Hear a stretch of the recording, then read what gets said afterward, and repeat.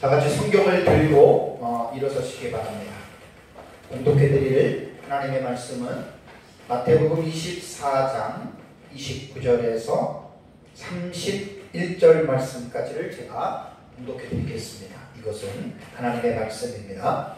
그날 환난 후에 즉시 해가 어두워지며 달이 빛을 내지 아니하며 별들이 하늘에서 떨어지며 하늘의 권능들이 흔들리리라.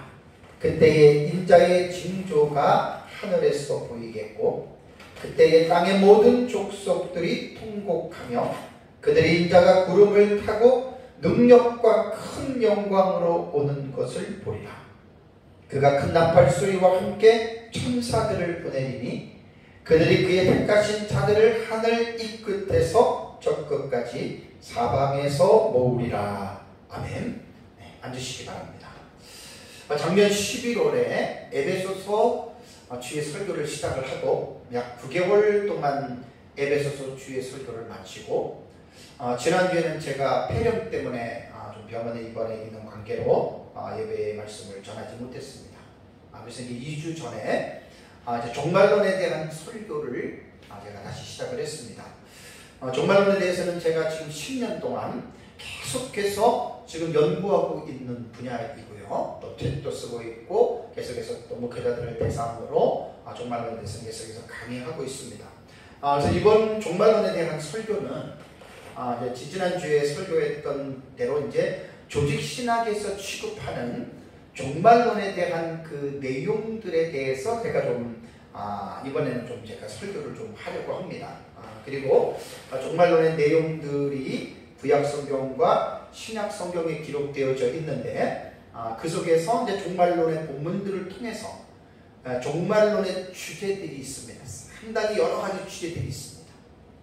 예를 들자면 흰말, 붉은 말, 그 다음에 검은 말, 그 다음에 이제 청황색 말부터 시작해서 14만 4천, 그 다음에 흰옷 입은 큰 무리, 그 다음에 두 증인, 그 다음에 일곱 나팔, 일곱 대접, 일곱 인, 예를 들자면 아주 예비처라던가,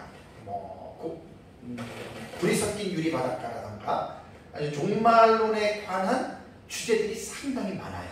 그래서 이번에 하는 제 설교는 그 종말론의 주제들에 대해서 간략하게 제가 이제 정리를 해서 지금 설교를 시작하고 또 설교를 이렇게 나가려고 합니다. 그러면 이제 언제까지 할지는 몰라도 이것도 한 권의 책으로 충분히 종말적 주제들을 해가지고 책으로도 나올 수 있는 내용이고 제가 계속해서 원고를 정리하면서 지금 이제 설교를 제가 지금 이제 하고 있습니다. 종말론이라고 하는 학문은 이제 책판에도 지난번에 써놨잖아요.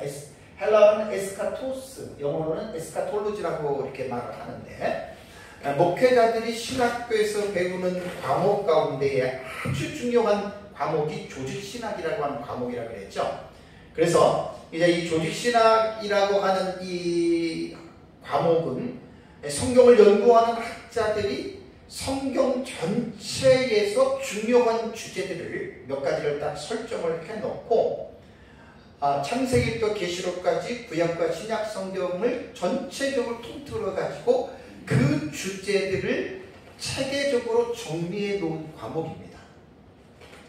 그래서 이제 조직신학의 첫 번째 과목은 보통 이제 우리 신학교에서 공부할 때 대학교라든가 신대원에 들어가면 보통 조직신학의 과목을 6과목을 공부를 하거든요. 서론까지 하면 이제 7과목도 하지만 첫 번째에 해당되는 파트가 뭐냐면 신론입니다. 신론 그러면 하나님은 어떤 분일까? 성경을 모르는 사람들이 창세기부터 요한계시록을 읽어나가면서 하나님을 이해한다고 생각해 보십시오. 되게 어렵습니다. 그러니까 오랜 시간 동안에 하나님은 신학자들을 통해서 창세기부터 계시록까지 하나님이 어떤 분인지에 대해서 종합적으로 이제 정리한 과목을 신론이라고 얘기를 하고 두 번째 과목이 인간론입니다. 자, 인간은 어떤 존재인가? 에덴 동산에서 지음을 받았을 때 또 그 다음에 에덴 동산에서 타락하잖아요. 선악과를 따먹고 그러면서 죽음이 오고 인간 어떻게 하면서 인간론에 대한 또 전체적인 부분들을 성경 전체에서 또 이렇게 정리한 과목이 인간론이고요. 세 번째는 기독론입니다. 예수 그리스도는 어떤 분인가? 그래서 예수 그리스도에 대한 그분에 대해서 이제 구약과 신약 성경 전체를 통해서 이제 예수님에 대해서 이제 연구를 해서 보통 한 학기씩 공부를 해요. 한 학기씩. 다음에 이제 네 번째 파트가 구원론입니다. 죄인된 인간이 어떻게 구원을 받을 수 있을까? 구원을 받는 방법이라던가 구원을 어떻게 받는 것이라던가 구원받으면 어떻게 살아야 될 것인가에 대해서 이제 구약 성경과 신약 성경 전체를 통해서 이제 구원론에 대해서 이제 또 공부를 하고요. 다섯 번째는 교회론입니다. 교회가 어떤 곳이냐? 보통 우리 에클레시아라고 하는 헬라어 단어로 알고 있잖아요. 그러니까 예수 그리스도를 믿고 구원받은 하나님의 자녀들의 모이는 공동체가 여러분 교회입니다. 그래서 교회가 어떤 곳이고 교회는 무엇을 하는 곳이고 교회가 이 세상에서 존재할 때까지 교회는 어떤 곳인지에 대한 이런 부분들을 정리하는 것이 이제 다섯 번째 파트의 교회론이고 마지막 여섯 번째 파트가 종말론입니다. 종말론이라고 하는 이 말은 그대로 인류 종말에 나타나는 사건들에 대해서 구약 성경부터 신약 성경까지 체계적으로 정리해 놓은 것입니다. 앞에서 말씀드린 대로 이제 뭐 신론, 인간론, 기독론, 그 다음에 구원론, 교회론 같은 경우는 사실은 거의 연구할 필요가 없을 정도로 이 주제는요 오랜 시간 동안 초대교회 때부터 사실 거의 정리가 되는 파트예요.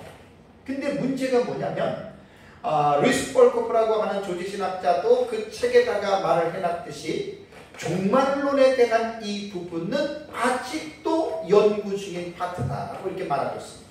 맞습니다.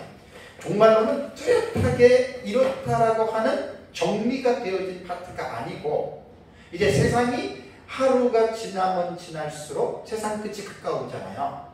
그렇기 때문에 이 종말에 일어나는 사실들을 성경을 통해서 계시 의존 사색을 통해서 이 종말론에 대해서 계속해서 지금 학자들이 연구하고 있는데 그럼에도 불구하고 이 종말론은 상당히 복잡하고 난해한 파트이기 때문에 신학적인 사상에 따라서 전혀 다른 관점으로 성경을 보고 있다라고 하는 말입니다. 그래서 여러 신학자들의 이제 조지신학의 책이 있는데 우리 신학교 다닐 때 공부했던 루이스 볼코프라고 하는 파란계에 있는 신학자거든요. 미국에서 신학 교수로서 활동했던 이 루이스 볼코프의 종말론의 그 책을 가지고 제가 기본으로 삼았어요. 기본으로 삼고 그 다음에 이제 또 다른 내용들을 첨가해서 또 루이스 볼코프라고 해서 그 책이 다가 아니에요. 부족한 부분들이 반드시 있어요. 그럼 또 다른 것과 함께 첨가해서 제가 이제 이 종말론에 관한 이 부분들에 대해서 말씀을 드리겠습니다. 이 종말론이라고 하는 용어, 에스카톨로지라고 하는 이 용어는 19세기의 학자들에 의해서 처음 사용되었다라고 조지신학자는 이야기를 합니다. 그래서 조지신학의 한 분야로서 전통적으로는 이 종말론 그러면 크게 두 가지의 분야로 나누어서 그 주제를 다루어 왔고 신학교에서 그렇게 배웠습니다. 또 목회자들은 그렇게 가르치고 있죠. 그래서 일부는 개인적인 종말론으로서 이제 종말론에서 취급을 하고 2부는 우주적 종말론, 일반적인 종말론이라고도 이렇게 불러요.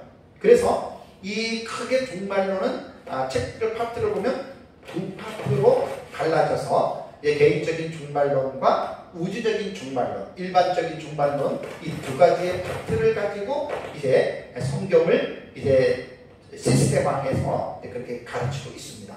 그래서 일부에 속한 내용은 개인적인 종말론에 대한 주제들은 제가 2주 전에 오전 예배와 오후 예배 2시간에 걸쳐서 말씀을 드렸죠. 이 개인적인 종말론은 육체의 죽음에 대해서 우리가 알고 있어야 되고 인간이 왜 죽어야 하느냐? 죄 때문이죠. 쭉 제가 설명을 했습니다. 그 다음에 중요한 것은 뭐냐면 인간의 영혼은 불멸하다. 영혼 불멸설이에요. 뭐 영혼 소멸설이나 영혼이 멸절한다는 게 아니라 영혼은 불멸하다. 되게 중요한 내용이죠. 다음에 세 번째가 뭐냐면 중간 상태에 대해서 제가 말씀을 드렸습니다. 그러니까 죽음 이후부터 마지막 날 부활 때까지의 그 그 전 기간이 사람마다 시간에 대한 길이의 차이는 있지만 그 기간을 신학자들은 종말론에서 중간기라고 이야기를 합니다. 뒤에 다시 제가 좀 정리를 해서 말씀드리겠습니다. 그 다음에 이제 2부에 속해 있는 내용이 있습니다. 자, 우주적인 종말론에는 보통 5가지 주제들을 언급을 합니다. 예수 그리스도의 재림에 대해서 이야기를 하고, 그 다음에 계시록 20장을 보면은 천년왕국론에 대해서 이야기를 하고, 또 20장에 이어지는 부분에서는 부활에 대해서 이제 언급을 하고요.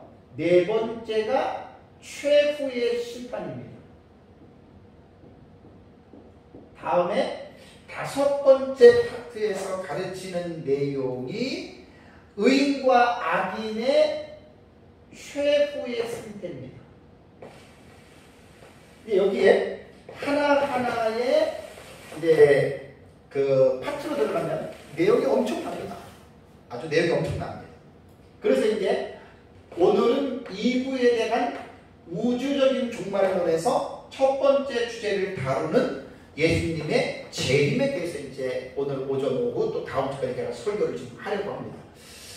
지난 시간에 제가 종말론 일부의 내용으로 개인적인 종말론에 대해서 말씀을 드릴 때 제가 이런 말씀을 드렸습니다.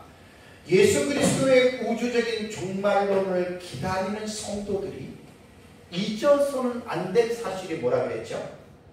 자, 2000년 동안 예수님 재림 안 했죠? 2000년 동안 수많은 사람들이 죽었습니다. 우주적인 종말론보다는 개인적인 종말론에 대해서 우선적인 관심을 갖고, 예수님 재림하기 이전에 우리가 먼저 죽을 수 있잖아요. 그러면 개인적인 종말은 어떤 것인지에 대해서 제가 지난 시간에 말씀을 드리면서 이 부분에 대해서 여러분들이 잘 이해하고 있어야 된다라고 제가 여러분들에게 이제 말씀을 드렸습니다. 죽음이라고 하는 이 부분에서 꼭 잊어서는 안 될 사실이 뭐냐면, 죽음은 소멸이나 멸절이 아닙니다. 자, 선악과를 따먹으면 정령 죽으리라. 자, 죽음이 왔습니다. 그러면 그 아담과 하와가 선악과를 따먹었다고 해서 육체가 멸절되거나 영혼이 멸절됩니까? 소멸됩니까? 죄를 졌어도 소멸되는 게 아닙니다. 여기서 속아 넘어가면 안 됩니다. 자, 육체와 영혼이, 죽음이라고 하는 것은 육체와 영혼이 분리가 되는 거예요. 자, 육체는 땅에 묻든 화장하든지 간에 분명히 성경을 보면 마지막 날에 하나님이 모든 사람들의 육체를 다시 살리십니다. 그러니까 소멸과 멸절이 아니에요. 잠시 동안 흙으로 돌아가는 것 뿐이에요. 육체적인 죽음도. 영혼은 죽음이라는 게 없습니다. 그러면 성경에서 영혼이 죽었다는 말은 뭐냐? 나오잖아요. 너 영혼이 죽었다. 영혼이 죽었다라고 하는 말은 뭐냐면 하나님을 알지 못하는, 하나님에 대한 인식이 끊어진 상태를 영혼의 죽음이라고 이야기를 한다 그랬습니다. 그러니까 하나님이 아담과 하와를 창조할 때, 인간을 창조할 때 소멸이나 멸절하는 존재로 만든 것이 아니라 죄를, 선악과를 따먹든 안 따먹든 인간은 하나님처럼 영생하는 존재로 하나님께서 창조하셨다고 하는 이 사실을 여러분들이 꼭 기억을 해요. 그래서 조금 전에 제가 말씀드린 대로 사람이 죽었어요. 자, 매장하고 화장하고, 자, 장례식을 치렀어요. 자, 그럼 그 사람이 지금 어디에 가 있는가?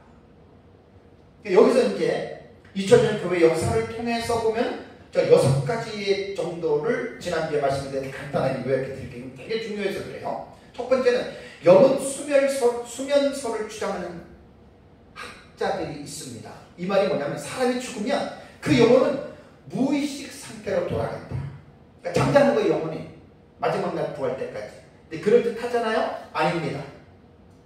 우리 개혁신학 입장에서는 우리 성경에서 이 사실을 인정하지 않습니다. 그러니까 영혼 수면설이 잘못된 견해라고요. 두 번째는 멸절설입니다. 멸절설. 죄로 인해서 영생의 능력을 상실한 인간은 죽은 후 영혼이 의식을 상실한다. 소멸되는 거예요. 근데 아닙니다. 절대로 인간의 육체도 죽었다가 다시 살듯이 영혼은 죽을 수가 없습니다. 헬라 철학에서도 영혼 불멸설에 대해서 이야기를 했잖아요. 영혼은 소멸되는 게 아닙니다. 한번 인간으로 태어났으면 영원토록 사는 겁니다.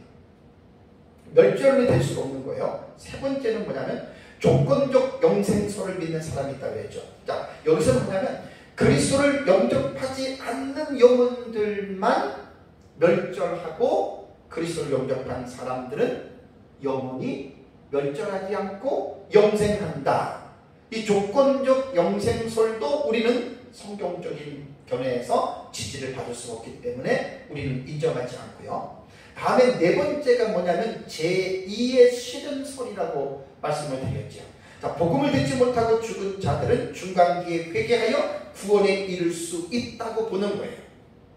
로마 가톨릭에서는 이러한 성경에도 없는 내용들을 만들어 놓고 가르치는데 이 거짓말입니다. 이런 거 믿으면 안 됩니다. 그러니까 예수 믿지 않고 죽었다. 그 사람이 지옥 갔다. 아, 그 사람 구원받을 수 있어. 말을 들으면 되게 얼마나 마음의 편안함을 느낍니까? 그러나 성경에 그런 내용이 없습니다. 다섯 번째, 연옥과 림보가 있다라는 사상이 있습니다. 이거는 로마 가톨릭에서 만들어 놓은 교리인데 천국과 지옥뿐 아니라 연옥이 있다. 그러니까 천국과 지옥의 중간이에요. 그래서 이제 지난번에 말씀드린 대로 예수 잘 믿은 사람들은 천국 가고 잘못 안 믿은 사람들은 지옥 가고 믿었는데 제대로 못 믿은 사람들은 천국 못 가고 연옥에 가 있다. 중간지대예요. 그래서 이제 거기서 이 땅에 살아있는 사람들이 지옥과 연옥에 간 그 조상들을 위해서 열심히 기도하고 선행을 하고 미사를 드리면 그 지옥에 있는 영혼이 연옥으로 올라가고 연옥에 있는 영혼들이 천국으로 들어간다. 이거 거짓말입니다. 성경에 없습니다. 로마 가톨릭에서는 이거를 아주 온전한 교리로 계속해서 신도들에게 가르치고 있는데 이것은 완전한 거짓말입니다. 그래서 이제 림보도 이제 선조 림보와 유아 림보를 이야기하잖아요. 선조 림보는 뭐냐? 구약 시대 때 죽었던 사람들은 선조 림보라고 하는 곳에 가 있다. 유아 림보는 옛날이나 지금이나 어린아이들이 죽잖아요. 그 어린아이들은 죽으면 어린아이들만 가 있는 유아 림보가 있다. 이렇게 말을 합니다. 근데 인간의 이성으로 들으면 그럴듯하게 들리는데 이거 다 거짓말입니다. 왜? 성경에 없습니다. 그래서 마지막 여섯 번째, 개혁교회의 견해는 인간이 죽은 이후에 의인과 악인은 갈라져서 서로 다른 처소에서 즐거움을 느끼거나 혹은 고통을 느낄 수 있는 의식을 가지고 마지막 날 부활 때까지 살아간다. 그래서 부자와 나사로의 비유에 나오는 말씀을 우리 개혁교회는 그대로 그것을 이제 믿고 있습니다. 그래서 이제 종교개혁 이후에 이제 2, 3세기 동안에 서구교회에서 형성된 신앙 고백서들과 교리 문답서들이 있죠. 칼빈의 기독교 강요라든가 웨스트민스터 신앙 고백서, 대서유리 문답, 하이델베르그 유리 문답, 벤직 신조 등 여러 가지의 그 교리 문답서에는 종교개혁자들이 주장했던 이 부분을 정확하게 여러분 말을 하고 있습니다. 자, 이것이 지난 시간에 제가 설교했던 내용을 다시 너무 중요해서 간략하게 요약해서 말씀을 드렸습니다. 그래서 우리는 사람이 죽으면 죽는 순간에 영혼은 정말 예수를 믿었다면 천국 갑니다.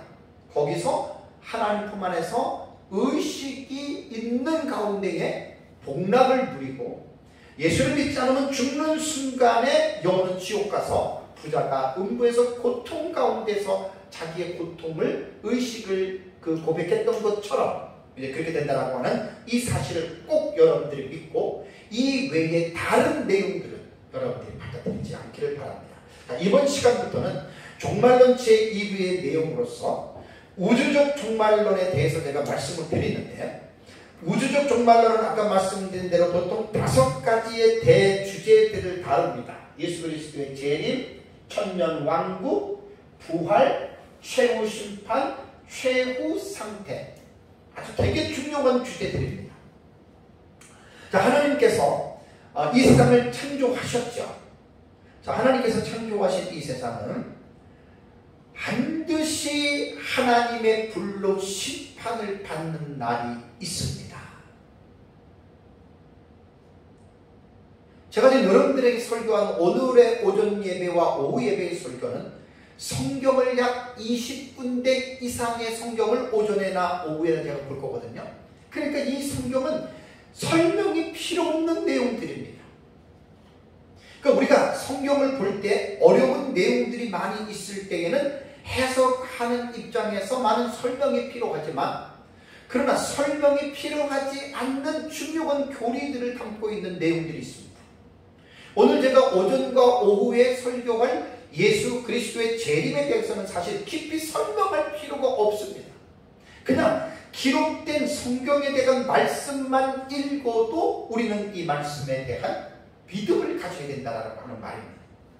그래서 하나님이 이 세상을 창조하셨는데, 요한계시록에 보면은 계시록 6장 12절에서 17절, 8장 3절에서 5절, 14장 17절에서 20절, 16장 17절에서 21절, 18장 1절에서 24절 5군데에 나오는 내용이 동일한 사건을 5가지의 방법을 다르게 묘사했는데, 이것이 뭐냐면 이 세상의 심판입니다.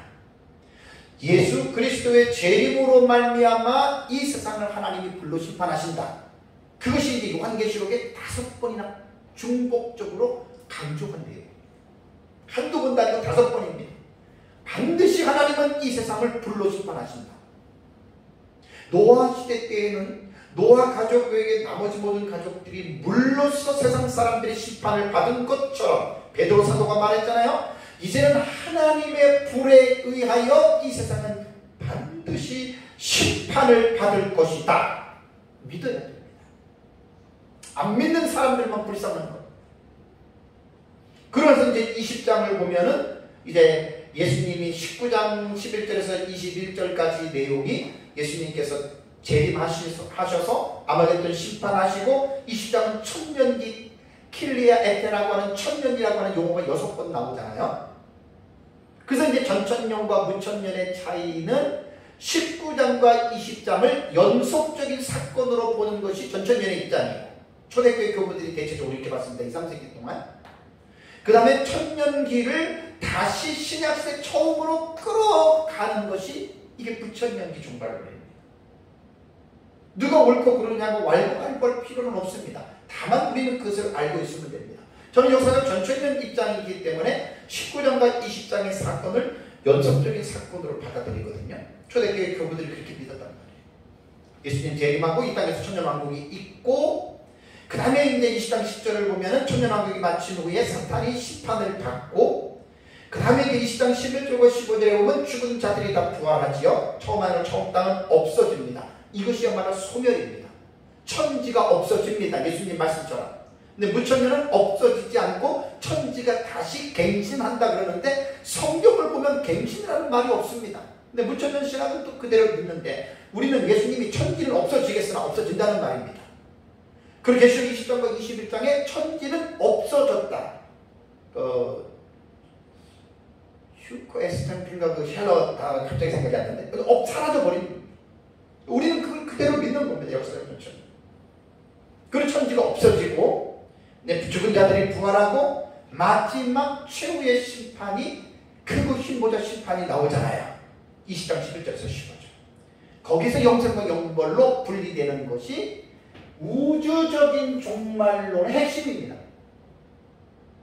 그러니까 앞에서 말씀드린 대로 신론, 인간론, 기독론, 교회론, 구원론 이런 부분들은요 거의 연구하지 않아도 2000년 신약 교회에서 시대 동안에 거의 모든 것들이 이미 계시들이 거의 정리가 됐어요. 더 이상 사실 연구 안 해도 다 알만한 내용들인데 종말론만큼은 다릅니다. 저는 이제 종말론을 계속 연구하기 때문에 신학적 입장에 따라서 다르기 때문에 어떤 신학적 입장을 취하느냐에 따라서 완전히 천년하고 다르잖아요. 싸울 필요는 없습니다. 그렇게 본다라고만 알고 있으면 됩니다. 자 보세요. 예수 그리스도의 재림은 구약 성경과 신약 성경에서 강조하고 있는 가장 중요한 주제입니다. 구약 성경은 메시아이신 그리스도께서 이 세상에 오심을 강조하는데 두 번을 강조합니다. 그러니까 같은 어떤 오심을 두 번 강조하는 게 아니라 다른 오심입니다. 그래서 우리가 잘 아는 대로 예수님이 초림에 대한 예언과 재림에 대한 예언으로 나누죠. 그죠? 이 구약 성경에 나온단 말이에요. 그러니까 예수님이 이 성경은 곧 내게 대하여 증언하는 것이 자신에 대해서 증언하는 것이라고 예수님이 말씀했잖아요. 그러니까 성경은 예수 그리스도에 대하여 증언하는 것인데 그 메시아이신 예수 그리스도께서 이 땅에 처음 오시고 두 번째 오신다. 이것이 메시아에 관한 예언에 있어서 가장 중요한 내용들입니다. 그래서 예수님의 첫 번째 오심은 창세기 3장 15절에 여인의 후손을 통하여 이 세상에 오실 것에 대해서 예언했죠. 여자의 후손, 뱀의 후손, 그 여자의 후손이 예수 그리스도예요. 그래서 계시가 역사 세계 안에서 점진적으로 계시가 이제 확장되고 밝혀지잖아요. 창세기 12장 1절과 3절에서는 아브라함의 자손을 통해서 그 여인의 후손이 창세기 3장 15절에 예언한 여인의 후손이 아브라함의 자손을 통해서 오실 것이다. 그리고 이제 약 1000년 정도가 지난 다음에 왕정시대에 들어와서 유다 지파 다윗의 후손으로 그 여자의 후손이 오실 것이다라고 계시가 점진적으로 확대되어지죠. 그리고 구약 성경의 예언대로 하나님께서는 갈라디아서 4장 4절을 보면 때가 참에 하나님께서 그 아들을 여인의 후손, 이게 메시아예요. 여자에게서 탄생하게 하셨다. 여기서 말한 여인은 바로 동정녀 마리아를 말합니다. 이게 갈라디아서 4장 4절에 하는 말입니다. 그래서 구약 성경에는 예수 그리스도의 초림으로 말미암아 메시아의 강림이 성취가 된 거고, 두 번째는 메시아의 재림에 대한 내용인데, 이 재림에 대한 내용이 구약 성경의 곳곳에 있는데 이것을 찾아내기가 쉽지 않습니다. 그러니까 성경에 대해서 깊이가 없거나 혹은 종말론적인 입장에서 신학의 입장이 다르면 재림의 본문을 못 볼 수도 있다고 하는 말입니다. 신학적 입장에 따라서. 그래서 구약 성경에는 특별히 이제 이사야서에서 24장과 27장의 내용에 메시아의 재림에 대한 내용이 들어가 있고요. 그 다음에 64장에서 66장까지는 메시아 재림 이후에 이루어질 새하늘과 새 땅에 대하여 예언하고 있는 얘기입니다. 그러니까 새하늘과 새 땅을 우리 역사적 전천년은 재림 이후에 이 세상에서 일어나는 천년왕국으로 해석을 하고, 무천년은 새하늘과 새 땅을 천국으로 해석하는 거예요. 여기서 신학적 입장에서 본문 텍스트를 읽는 입장이 다르다는 이야기. 여기서는 더 이상 싸울 필요가 없습니다. 지금 전 세계의 종말론의 신학이 30-40년 전부터는 종합적 해석법, 곧 절충주의 해석법을 따르기 때문에 어느 하나의 해석을 고집하지 않습니다. 지금 전 세계의 종말론의 흐름. 옛날에나 뭐 내 것만 옳다 이렇게 막 주장하고 싸웠지, 지금은 종합적인 해석을 취해요. 그러니까 뭐 과거주의든 미래주의든 역사주의든 이상주의든 간에 거기서 좋은 것들 해서 그냥 종합적으로 지금 종말론을 연구하고 있기 때문에 내 것만 옳다라고 하는 이런 주장 확신을 가지고 있대. 이것 가지고 싸우서는 안 된다는 말입니다. 자, 그렇다면 대표적으로 스가랴서 12장을 잠깐 보겠습니다. 성경을 좀 찾아보셔야 돼요. 자, 스가랴서 12장 10절과 12절인데요. 오늘 스가랴서는 12장과 14장 두 장을 보는데, 이 12장과 14장은 메시아의 재림에 대해서 언급하고 있습니다. 메시아의 재림에 대해서. 자, 12장 10절과 12절을 보겠습니다.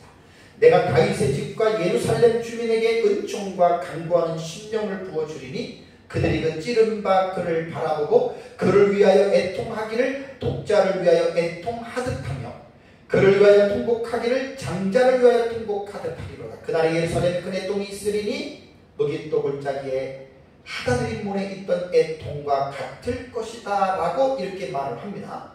자, 그렇다면 스가랴서 12장 10절과 12절 제가 조금 전에 읽어드린 이 본문은 이스라엘 백성들의 회개로 예수 그리스도의 재림 시에 이스라엘의 남은 자들의 세계를 가르치는 본문으로 해석을 합니다. 이게 역사적 전천년 입장에서 보는 겁니다. 왜냐하면 오늘 본문에서 그 날이라고 하는 하이옴, 그 날이라고 하는 이 날은 그냥 평범한 날을 말하는 게 아니에요. 그래서 이제 구약 성경에 여호와의 날 나오잖아요. 그죠? 여호와의 날, 그날, 그 마지막 날을 말하는 거란 말이에요.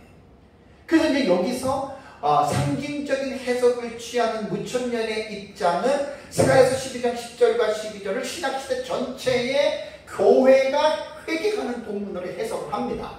저는 그게 틀렸다라고는 말하진 않지만 스가랴 12장 10절과 12절의 그 날이라고 하는 표현은 그 신약시대 전체를 말하는 날을 말하는 게 절대 아닙니다. 이게 성경 해석학적인 입장에서 차이가 나기 때문에 저는 그렇게 안 본다는 얘기예요. 우리 역사적 전체는. 그래서 이 날이 뭐냐면 바로 예수 그리스도의 재림. 그래서 구약 성경은 스가랴만 가지고 해석이 안 돼요. 구약 성경을 주석한 성경이 신약 성경이에요. 같이 연결해서 보면은 맞는 거예요. 그리고 스가랴서 14장을 보십시오. 스가랴서 14장도 거의 모든 학자들이 메시아의 재림으로 이 본문을 봅니다. 14장은. 왜냐하면 14장 1절에서 5절을 보시면 여호와의 날이 이르리라. 여호와의 날입니다. 요미야훼입니다. 여호와의 날. 이게 그냥 신약시대 전반적인 날을 말하는 게 아니에요. 마지막 그 날을 말하는 거거든요. 여호와의 날이 이르리라. 그 날에 여호와의 날을 말하는 거예요. 내 재물이 약탈되어 내 가운데서 나누이리라. 내가 이방 나라들을 모아 예루살렘과 싸우게 하리니 성읍이 함락되며 가옥이 약탈되며 부녀가 욕을 당하며 성읍 백성이 절반이나 사로잡혀 가려니와 남은 백성은 성읍에서 끊어지지 아니하리라. 여호와의 날, 그날에 예루살렘에 살고 있는 백성들이 이런 일이 일어난다. 그러니까 이거를 이제 상징적으로 해석하는 사람들은 예루살렘이 아니라 신약시대 교회 전체로 보는데 그건 너무 어불성설적으로는 어불성설이었어. 근데 그 사람들은 또 그렇게 맞다고 얘기를 하니까 할 말이 없는 거예요. 3절 보십시오. 그때에 보세요. 그날, 그때 여호와의 날, 특정한 날을 말하는 거예요. 신약시대 전체의 날을 말하는 게 아니라 그때에 정관사가 붙어 있을 때는 그 시간의 시점을 정확하게 명시할 때에는 그 특정한 그때를 말하는 겁니다. 그때에 자 여호와께서 나가사, 그러니까 예루살렘이 지금 이방인들에게 밟히잖아요.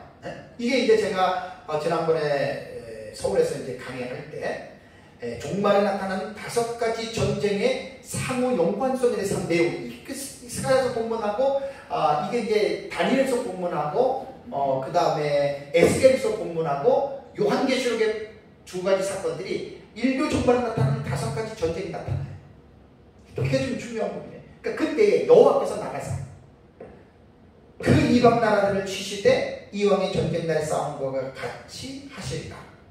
이게 이제 유브라데 전쟁, 스가랴서에 나타난 지금 14장의 이 전쟁, 그 다음에 에스겔 37장에서 8장에 나오는 마곡 땅의 고개 전쟁, 그 다음에 이제 다니엘서 11장에 36절부터 45절까지 나오는 그때라고 하는 마지막 때에 일어나는 전쟁, 그 다음에 이제 요한계시록 19장에 나타난 아마겟돈 전쟁, 이 5가지의 전쟁이 마지막 때 일어나는 전쟁인데 아마겟돈 전쟁 빼고 나머지 4가지 전쟁은 같은 전쟁으로 봐도 틀리지 않습니다. 제가 연구한 바로는 절대로 틀리지 않아요. 4가지 전쟁을 같이 봐야 돼요. 유발한 전쟁이 모든 전쟁. 그 다음에 4절을 볼까요? 그날에 그러잖아요. 하이옴 그날에. 하이옴 그날. 그냥 신약시대 전체 날을 말하는 게 아니에요. 그 특정한 그날. 하이옴 그날. 그의 발이 예루살렘 앞 곧 동쪽 감람산에 서실 것이요 감람산은 그 한가운데가 동서로 갈라져 매우 큰 골짜기가 돼요. 이게 무슨 말입니까? 그날에 그의 발이 예루살렘 앞 동쪽 감람산에 선다. 이 뭘 말하는 겁니까? 예수님의 재림 말하는 겁니다. 구약성경 스가랴서 14장 본문에 예수의 재림을 지금 예언하고 있다는 거예요. 거의 학자들 다 예수님의 재림의 본문으로 봅니다. 14장 스가랴서 14장. 자, 교회를 어느 정도 다닌 성도라면 예수님의 재림에 대해서 모르는 사람은 하나도 없습니다. 다 압니다. 들어서. 제가 오늘 강조하고자 하는 것은 뭐냐면 오늘 설교는 뭐 머리를 쓸 필요가 없어요. 그냥 원포인트 딱 제일 그걸 지금 강조하는 거예요. 뭘 제가 지금 여러분들에게 이 설교에서 강조를 하려고 하냐면 자, 예수님의 재림에 대하여 알고는 있어요. 많이 들었어요. 나도 성경은 봤어요. 그게 중요한 게 아니라 여러분들이 정말 예수 그리스도의 재림을 믿습니까? 진짜로 믿습니까? 오늘 사실 설교의 가장 중요한 그 물음은 이거예요. 여러분들이 그렇게 생각하고 말하고 하는 그 예수님의 재림을 여러분들이 진짜 믿느냐는 거예요. 진짜로 안 믿는다면 뭐죠? 가짜죠. 알아. 재림은 아는데 나 그거 안 믿어. 여러분 세상 사람들도 예수가 메시아인 줄 알고 천국에 있는 거 알고 재림 알고 심판 알아요. 그렇지만 그들은 안 믿어요. 제가 오늘 이 설교에서 오전과 오후에 강조하는 내용은 여러분들이 예수님의 재림에 대해서 알고 있는 이걸 말하는 게 아니라 여러분들이 예수님의 재림을 믿느냐는 거예요. 의심하지 않고 정말로 예수님의 재림을 믿느냐, 이걸 제가 오늘 강조하는 거예요. 그래서 몇 가지 예를 제가 이해를 돕기 위해서 먼저 말씀을 드리겠습니다. 하나님의 말씀을, 하나님의 언약을 믿느냐 믿지 않느냐에 대한 중요한 건데요. 에덴 동산에서 하나님은 아담에게 선악을 알게 하는 나무 열매를 따먹지 말라, 죽는다 그랬잖아요. 자, 아담과 하와는 어떻게 했어요? 하나님의 말씀을 어떻게 알아들었어요? 그 말을 무게 있게 받아들였나요? 어떻게 했죠? 하나님을 안 믿었어요. 죽는다는 말을 우습게 여겼어요. 따먹었죠. 따먹으면 죽는다는 건 알고는 있었지만 따먹었잖아요. 노아 시대의 하나님은 노아를 통해서 이제 물로 심판할 때니까 회개하고 방주로 들어오라고 그렇게 외쳤잖아요. 자, 사람들이 노아를 어떻게 생각했어요? 노아의 가족들, 자식들, 세 아들과 세 자부와 부인 외에는 안 믿었어요. 노망이 들렸다는 둥, 정신 나갔다는 둥, 무슨 물로 심판을 하고 뭐.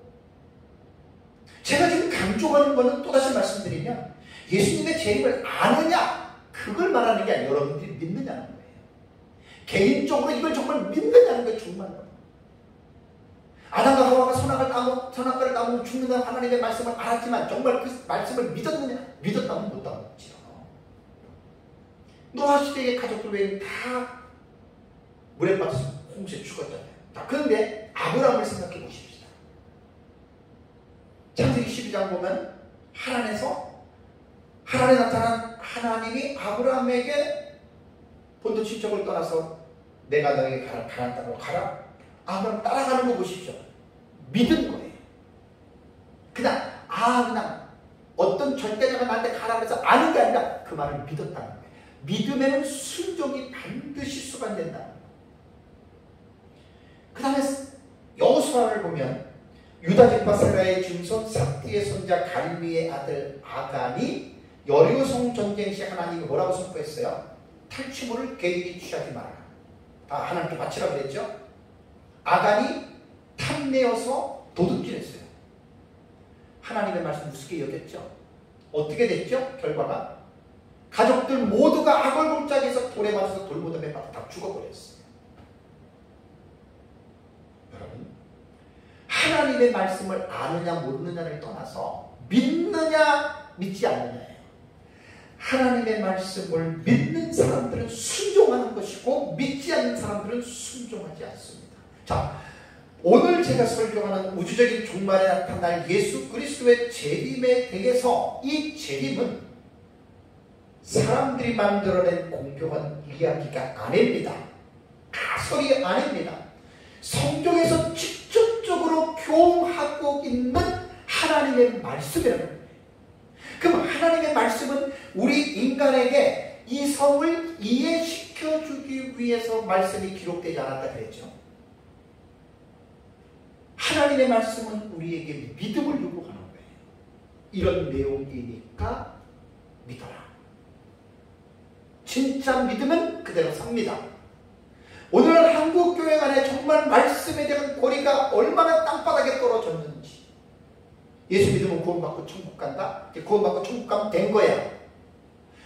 구원받은 사람들이 어떻게 살아야 할 삶의 중요한 부분들을 교회가 지금 강조하지 않고 있다는 거예요. 계속해서.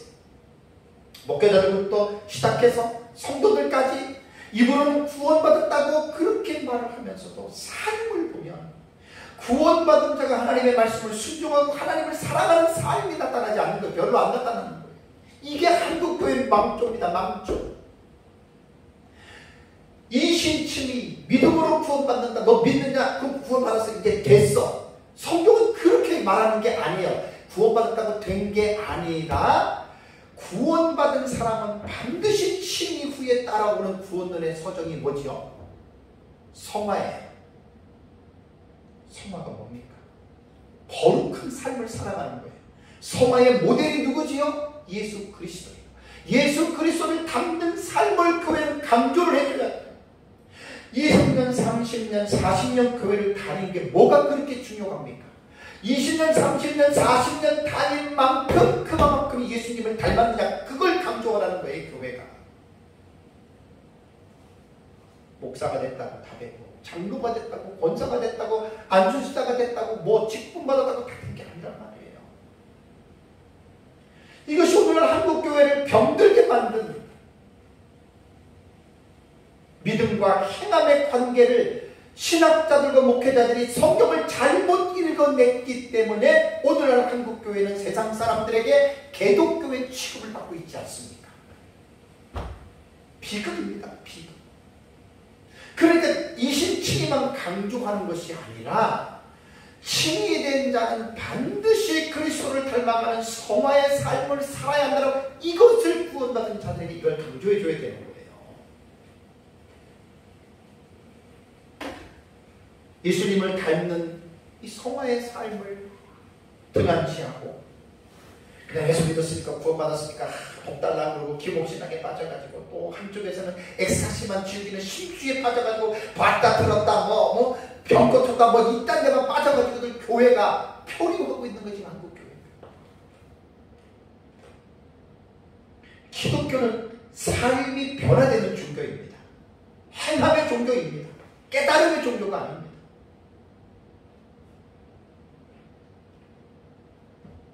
다시 본문으로 돌아가면 재림이라고 하는 것은 사람이 만들어내온 이론이 아니라 성경에 있는 내용인데, 자 이제 지금부터 정신 차리고 성경을 딱 얘기하면 빨리빨리 찾아보세요. 20개 정도를 찾아봅니다.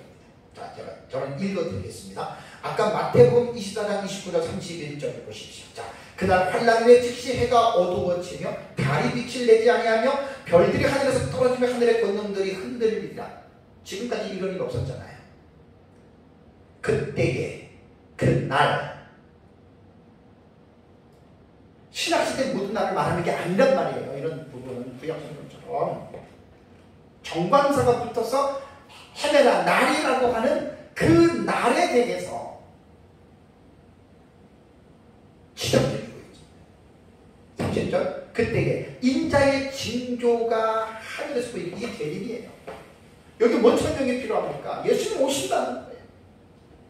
그때요 예수님 재림할 때 어떻게 해요? 땅의 모든 족속들이 통곡하며 그들이 인자가 구름을 타고 능력과 큰 영광으로 오는 것을 어떻게 해요? 보리라. 뒤에 제가 말씀드리겠지만 예수님의 재림은 모든 사람들의 보는 가시적인 재림입니다. 다음에 마태복음 25장을 보십시오. 마태복음 25장 31절에서 33절을 보면 인자가 자기 영광으로 모든 천사와 함께 올 때에 자기 영광의 보좌에 앉으리. 지금 이 말은 뭐냐면 네 가지 성경 구절은 더 있는데 예수님이 자신이 스스로가 이 세상에 다시 오신다. 십자가에 죽기 전에 말이에요. 내가 다시 올 것이다. 재림을 말씀한 거예요. 십자가에 죽기 전에. 인자가 Son of Man, 예수님 자신을 말하는 거예요. 자기 영광으로 모든 천사와 함께 온다. 곧 십자가에 죽고 부활하여 하늘로 올라갔다가 다시 온다. 그 말이거든요. 다음에 마태복음 26장을 볼까요? 마태복음 26장 64절과 65절에 보면 예수께서 이르시되 내가 말하였느니라. 그러나 내가 너희에게 이르노니 이후에 인자가 권능의 우편에 앉아 있는 것과 하늘 구름을 타고 오는 것을 너희가 보리라. 예수님이 한 말, 여기 무슨 설명이 필요합니까? 하늘 구름을 타고 오리라. 65절에 이에 대제사장이 자기 옷을 찢으며 이르되 그가 신성모독하는 말을 하였다. 예수님으로 정신이 나갔다. 이래서 예수님을 죽인 거 아닙니까? 대제사장을 속인 거 아닙니까? 다음에 요한복음 14장을 보십시오. 예수님이 한 말이에요. 이 말은 우리는 성경을 이해하려고 해서는 안 됩니다. 하나님의 말씀은 이해하라고 준 게 아니라 믿으라고 준 거예요. 예수님 온다고 그랬잖아요. 다시 온다. 구름 가운데 영광 가운데 온다. 자, 요한복음 14장 1절과 3절에 너희는 마음에 근심하지 말라. 하나님을 믿으니 또 나를 믿으라. 내 아버지 집에 거할 것이 많도다. 그렇지 않으면 너희에게 일렀으리라. 내가 너희를 위하여 거처를 예비하러 가노니. 예수님 십자가에 죽으시고 부활을 승천하신 거예요. 3절에 가서 하나님 우좌편에 앉아 계시다가 너희를 위하여 거처를 예비하면 내가 다시 와서 세컨드 커밍입니다. 재림입니다. 재림. 예수님이 하시는 말씀이에요. 여기 뭐 어려울 게 뭐가 있습니까? 네? 지금 예수님 네 가지의 구절을 봤는데 인자가 구름을 타고 능력과 큰 영광 가운데에 이 세상에 온다. 와서 영광의 보좌에 앉는다. 뭐 여기 뭐가 필요합니까? 그냥 한글 읽을 줄 알고 뜻을 아는 사람이면 그냥 예수님 재림한다는 거예요. 또 두 번째는 사도들의 증언입니다. 사도들의 증언이 9가지의 말씀이 있는데요. 자, 빨리빨리 찾으세요. 사도행전 1장 9절에서 11절. 이 말씀을 마치시고 그들이 보는데 올려져 가시니 구름이 그를 가리어 보이지 않게 하시다. 지금 사도행전 1장 9절과 11절의 내용은 예수님이 승천하시는 장면이잖아요.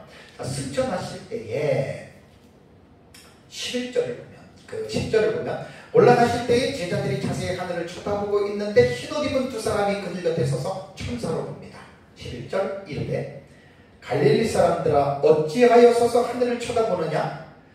너희 가운데서 하늘로 올리우신 이 예수는 하늘로 가시는 분 그대로 어떻게 해요? 오시리라. 이게 재림이에요. 세컨드 카밍이에요. 첫 번째는 동정녀 인간의 몸을 통해서 마리아의 몸에서 태어났지만 두 번째의 오심은 그렇게 태어나는 것이 아니라 구름 타고 영광 가운데 오신다는 거예요. 하늘로 간 그대로 모든 사람들이 보았던 것처럼 예수님의 재림 모든 사람들이 본다. 다음에 사도행전 3장을 보십시오. 사도행전 3장 20절과 21절을 보니까 그 설교가 베드로의 설교 가운데 또 주께서 너희를 위하여 예정하신 그리스도 곧 예수를 어떻게 해요? 보내시리니 뭐 설명이 뭔 필요가 있어요? 사도들도 다 그렇게 믿었잖아요. 그러니까 예수님을 다시 세상에 보내신다는 거예요. 예수님의 재림을 지금 예언하고 있잖아요. 빌립보서 3장을 보겠습니다. 빌립보서 3장 20절을 보면 그러나 우리의 시민권은 하늘에 있는지라. 하늘에 있다 그랬어요. 우리 구원받은 사람들은 거기로부터 구원하는 자 곧 주 예수 그리스도를 기다리노니. 여러분 정말 여러분들은 예수님의 재림을 기다리는 사람입니까? 아멘 주 예수 오시옵소서. 정말 예수님의 재림을 기다리는 자입니까? 아니면 주님 오지 마십시오 예수님의 재림을 반대하는 자들입니까? 하나하나 본문에서 해석하면 2시간 3시간을 해도 못 감당해요. 그냥 읽고 넘어가요. 다음에 데살로니가전서 4장을 보겠습니다. 데살로니가전서 4장 15절과 17절. 우리가 주의 말씀으로 너희에게 이것을 말하노니 주께서 강림하실 때까지 우리 살아남아있는 자도 결코 앞서지 못합니다. 16절에 주께서 호령과 천사장의 소리와 하나님의 나팔 소리로 친히 하늘로부터 강림하시리니. 예수님 재림한다는 거잖아요. 바울도 예수님이 재림한다잖아요. 호령과 천사장의 소리, 하나님의 나팔 소리로 친히 하늘로부터 이 세상에 다시 오십니다. 데살로니가 후서 1장 7절. 성경 해석에 필요가 없는 부분들 믿으면 데살로니가 후서 1장 7절. 환난을 받는 너희에게는 우리와 함께 안식으로 갚으시는 것이 하나님의 공이시니 주 예수께서 자기의 능력의 천사들과 함께 어떻게 해요? 하늘로부터 불꽃 가운데에 나타나실 때에 바울이 데살로니가 교회 성도들의 데살로니가 전후서는 사실 재림에 관한 주제거든요. 그 두 서신이 재림에 대해서 깊이 있게 설명을 해놓은 거예요. 그러면서 예수께서 자기의 능력의 천사들과 함께 하늘로부터 불꽃 가운데 나타나신다. 재림이죠. 바울이 왜 이 말을 했겠어요? 너희들 믿으라는 거예요. 재림을 믿으라는 거예요. 베드로전서 1장 7절. 베드로전서 1장 7절을 보면 너희 믿음의 확실함은 불로 연당하여도 없어질 금보다 더 귀하여 예수 그리스도에 나타나실 때에 재림이죠. 칭찬과 영광과 존귀를 얻게 할 것이니라 라고 말을 했습니다. 그러니까 예수님의 재림은 다 끝나는 게 아니에요. 예수님의 재림하면 부끄러움을 입는 사람도 있지만 칭찬받는 사람도 있어요. 세상 사람들은 다 불로 심판을 받는 거예요. 요즘 성경을 제대로들 알고 공부해야 됩니다. 예수 믿고 구원받다가 됐다. 그거 아닙니다. 종말론에 대해서 제대로 알지 못하면 종말적인 올바른 삶을 살 수가 없습니다. 왜? 종말론을 모르니까. 그냥 맨날 이신칭의만 강의하고 예수 믿으면 구원받았으면 됐어. 이제 그것을 끝났어. 이렇게만 배운 사람들은 성경을 잘못 배운 사람들이에요. 성경은 이신칭의를 말하고 있지만 이신칭의만 말하는 게 아니에요. 칭의받은 자는 반드시 성화의 삶을 살아가게 되고 이 땅에서 바울이 강조한 그리스도의 군사가 되어 먹든지 마시든지 무엇을 하든지 하나님의 영광을 위하여 살아가는 삶을 살아가도록 성경은 우리에게 강권적으로 교훈하고 있습니다. 설교자들이 성경을 들으면서 그걸 가르쳐야 됩니다. 맨날 예수 믿고 구원받았으니까 걱정하지 마십시오. 당신은 이제 지옥 안 갑니다. 그렇게만 말하는 목사는 성경을 제대로 이해하는 목사가 아니에요. 오히려 성도들을 가지고 바보 같은 사람으로 만들어가는 아주 못된 그런 목사가 됩니다. 성경을 제대로 알지도 못하고 목사가 되니까 심판이 더 크지. 바울 서신을 보십시오. 목숨도 가까워하지 아니고 주를 위해서 살아가라고 얼마나 성도들에게 헌신을 강조합니까? 너희는 너희 자신의 것이 아니라 하나님의 것이니 하나님께 영광을 드리라고 얼마나 많이 말하고 있습니까? 베드로전서 1장 13절. 그러므로 너희 마음의 허리를 돌리고 근신하여 예수 그리스도에 나타나실 때에 너희에게 가져다 주실 은혜를 온전히 바랄지어다. 다음에 베드로전서 4장 12절과 13절 끝으로 보면 끝에 13절 보면은 오히려 너희가 그리스도의 고난에 참여하는 것으로 즐거워하라. 이는 그의 영광을 나타내실 때에 너희로 즐거워하고 기뻐하게 하려 하심이라. 그러니까 재림은 정말 예수님의 재림을 사모하는 자들에게는 예수님의 재림이 즐겁고 기뻐하는 날이 됩니다. 베드로후서 3장 3절과 7절 보십시오.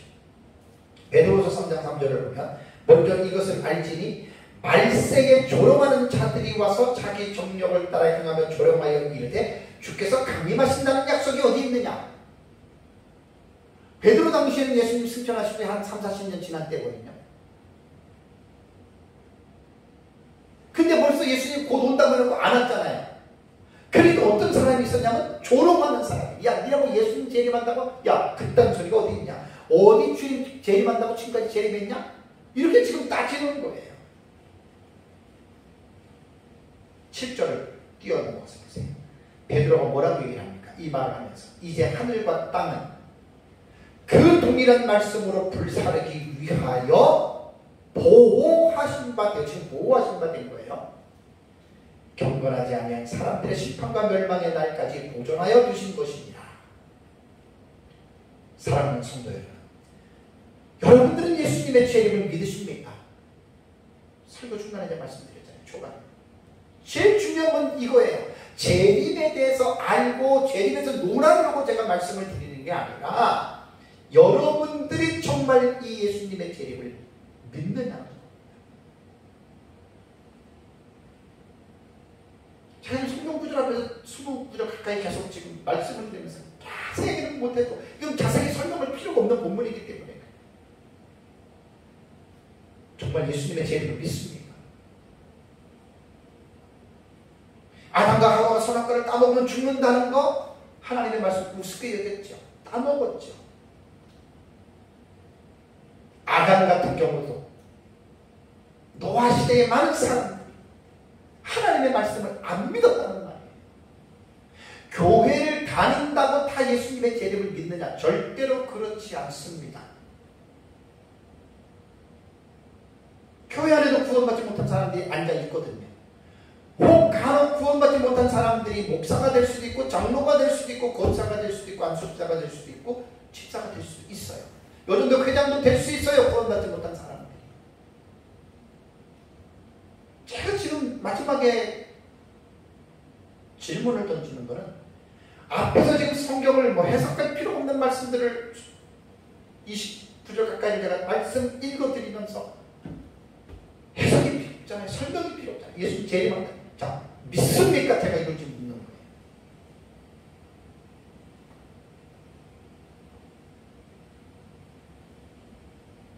예수님의 재림은 여러분 그냥 재림하는 거 끝나는 게 아니에요. 계속해서 이제 제가 다음 주에도 또 설명을 계속해서 합니다. 오해도 그렇고요. 예수님의 재림은요, 이 세상이 아까 베드로가 말한 것처럼 불로서 심판하는 거예요. 하와이가 지금 도시 자체가 거의 다 불이 났어요. 와, 끔찍하더라고요. 80명이 불에 타서 죽었고 100명이 행방불명이에요. 아마 죽었을 거예요.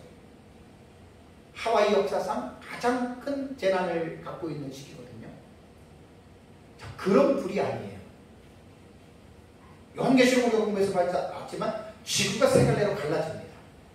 지구 안에 있는 내핵과 외핵 속에 있는 태양열과 맞먹는 6,000도가 넘는 그 마그마가 전부 다 터져 나와서 지구 전체가 불바다가 되는 거예요. 산불 같은 불, 그런 불 아니에요. 이때 이것은 하나님의 심판입니다. 예수님 재림 다음에 이루어지는 사건입니다. 인류의 남은 역사에 있어서 가장 하이라이트가 되는 사건이라고 말한다면 예수님의 재림입니다. 그러니까 우리 믿는 성도들에게 예수님의 재림은 매우 중요한 주제가 되는 교훈입니다. 예수님의 재림은 불신자들에게는 심판이지만 택한 자들에게서는 불로부터 후원받는 날이 됩니다.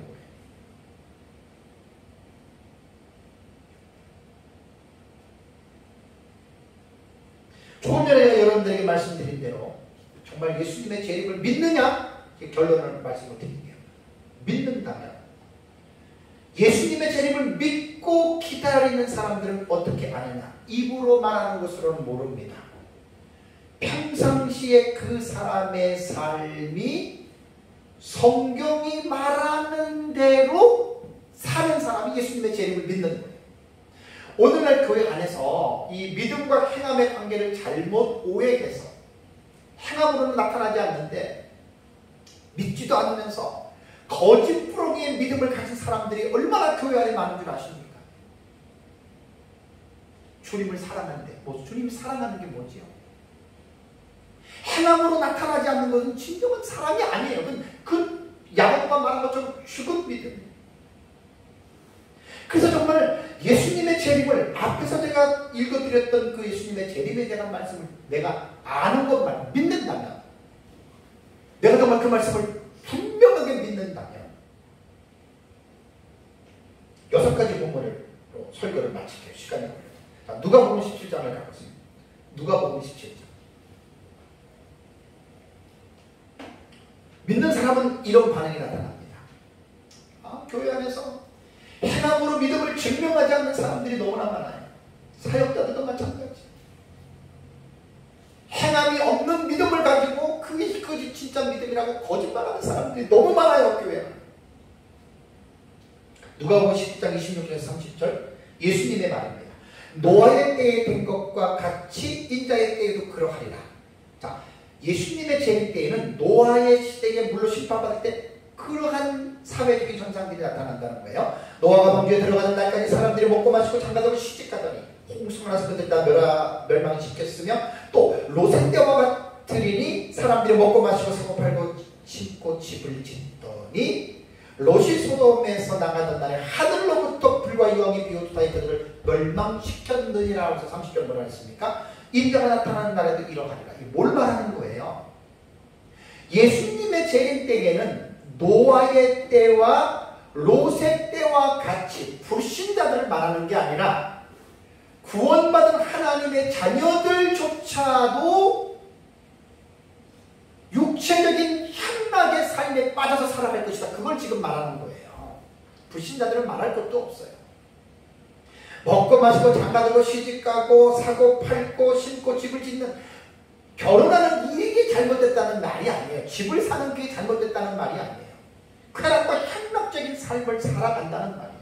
예수님 인자가 나타난 날에도 이러하리라. 예수님의 재림을 믿는 사람은 이거를 딱 인식한 사람이에요. 두 번째, 누가복음 21장을 보십시오.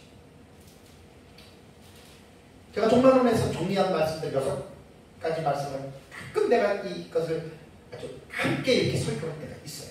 왜 중요하겠대? 누가복음 21장 34절과 36절을 보면 예수님이 하시는 말씀이에요. 이것도 너희는 스스로 조심하라. 예수님이 한 말이에요. 하나님의 말씀은 모든 사람이 다 순종하는 게 아니에요. 순종할 자들이 있고 불순종할 자들이 개인이 결정하는 거예요. 예수님 너희는 스스로 조심하라. 그렇지 않으면, 조심하지 않으면 어떻게 된다고요? 방탕함과 술 취함과 생활의 염려로 마음이 둔하여지고 뜻밖의 그날이 덕과 같이 너희에게 임하리라.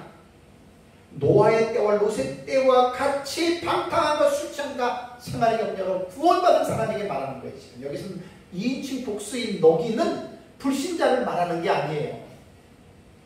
예수 믿고 구원받은 자들에게 지금 권고하는 말이에요. 뜻밖의 그날이 너에게 임하리라. 이 말은 뭐냐? 예수님의 재림이 뜻밖의 임한다. 그 말이죠.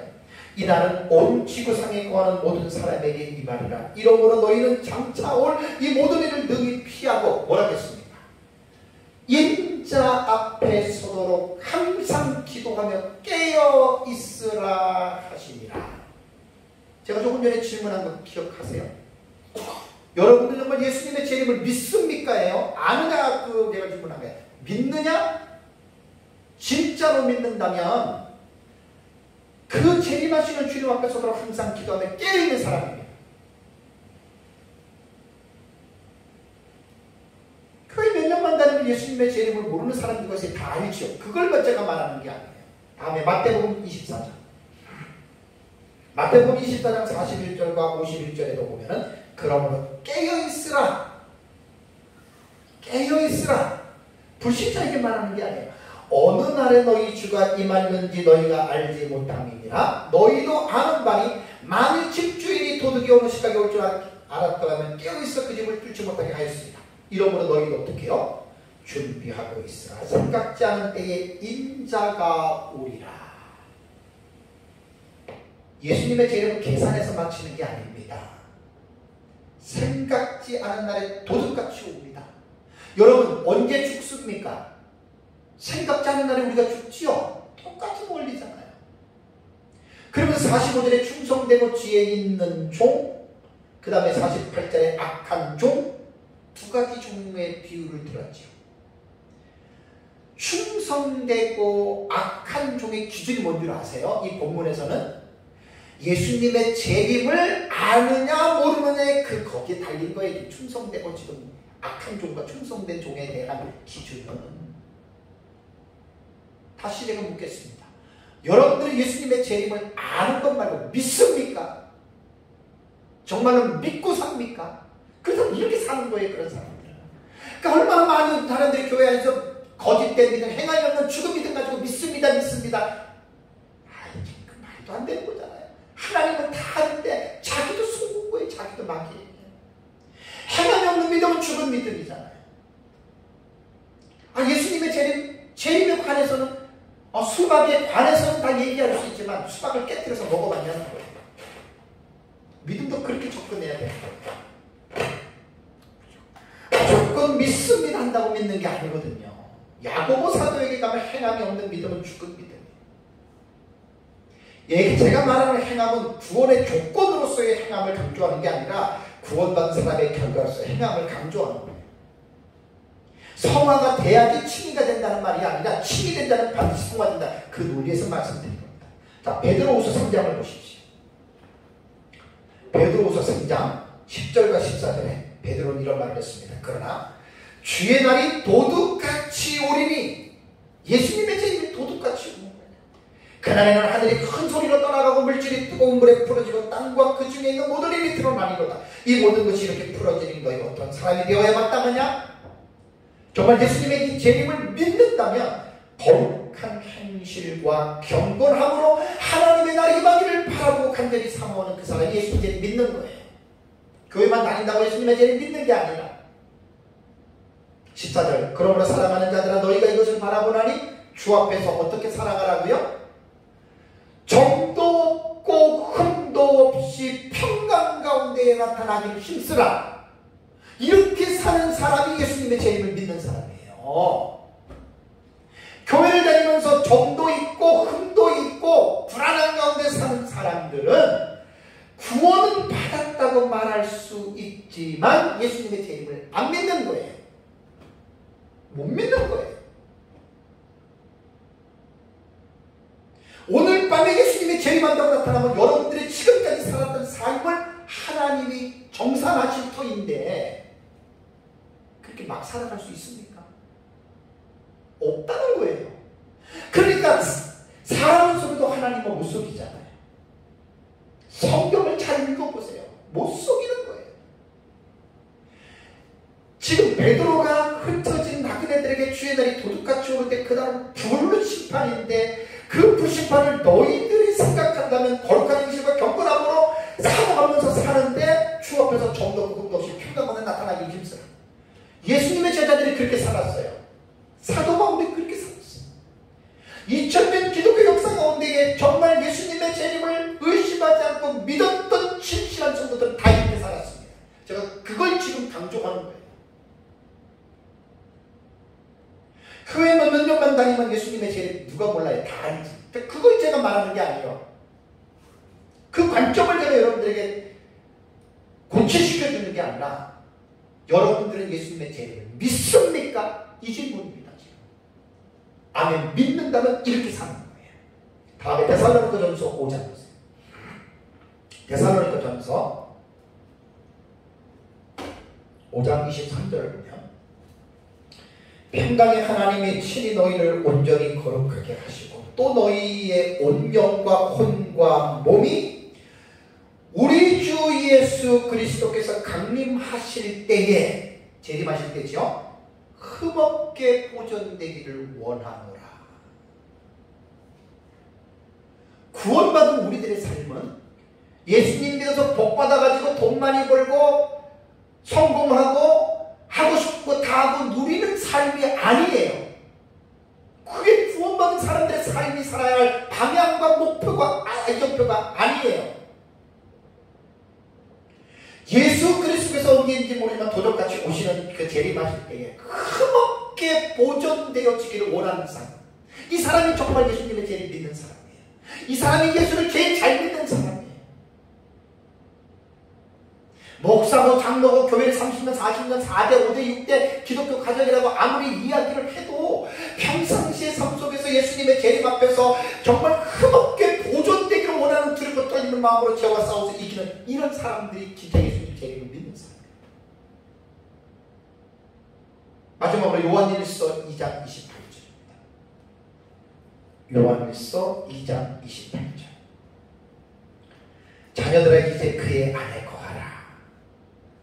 이는 주께서 나타나신 바 되면, 그러니까 강림하실 때, 재림하실 때잖아요. 우리를 어떻게 해요? 담대함을 얻어. 예수님 재림할 때 어떻게 살라고요? 그 앞에 부끄럽지 않게 하려 함이라. 그러니까 예수님이 재림하면 우리는 부끄러움이 없는 삶을 살다가 예수님 만나라. 그걸 지금 성경이 강조하고 있는 거예요. 무슨 얘기인지 아시겠어요?